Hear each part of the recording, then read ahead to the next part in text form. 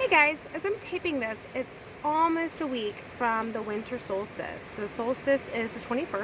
It's not exactly the same day every year, but this year the solstice is the 21st day of December. So we call that the first day of winter, but it's been feeling like winter for quite some time now. Today being sort of an exception. It's really warm. I'm here by the Yadkin River and it's almost 70 degrees and quite pleasant, but we've had a lot of cold days lately, haven't we?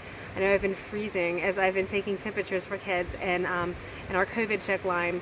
So you're probably wondering, why celebrate something like the winter solstice that is truly the longest night of the year and the shortest daylight of the year? That kind of seems opposite, especially when you think of ancient societies where they didn't have electricity and things kind of shut down at night. Or for someone like me, that I think a lot of you know, I love to be outside, and we're not often outside when it's cold and dark. Well, I have several thoughts on that. First of all, the reason it's celebrated is because once you reach the winter solstice, the longest night and shortest day, that means that every day after that, the days are just a little bit shorter. And so to me, it's a special time of hope and optimism and looking forward, because you know that spring is coming. I also love to just kind of embrace the things about the winter that are beautiful.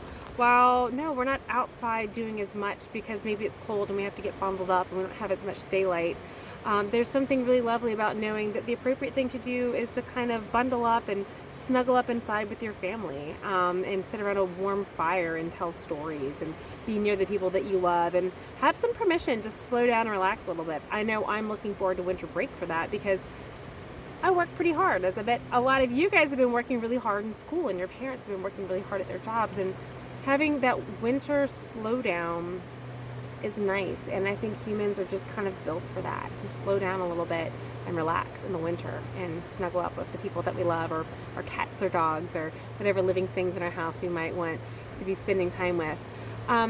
It's also just a reminder to me that everything is a cycle.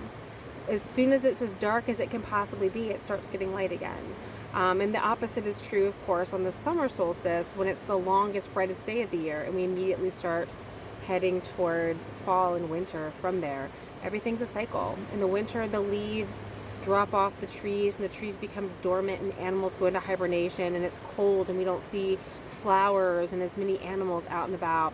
But that dying back leads to new rebirth in the spring, and those cycles, and the fact that we can expect something new to always be coming, that cycle of life and death and growth and change, is really beautiful. And the winter solstice to me is one of the greatest reminders of that, that with darkness comes light, and you can't have one without the other. So that's why I feel it's a very special time of the year, and I think it's super cool that there are so many different cultural holidays that are celebrated right here around the winter solstice. I hope you're having a fun time exploring those, and I hope that you spend some more time learning about new ones. I can't wait to hear what you learn, guys.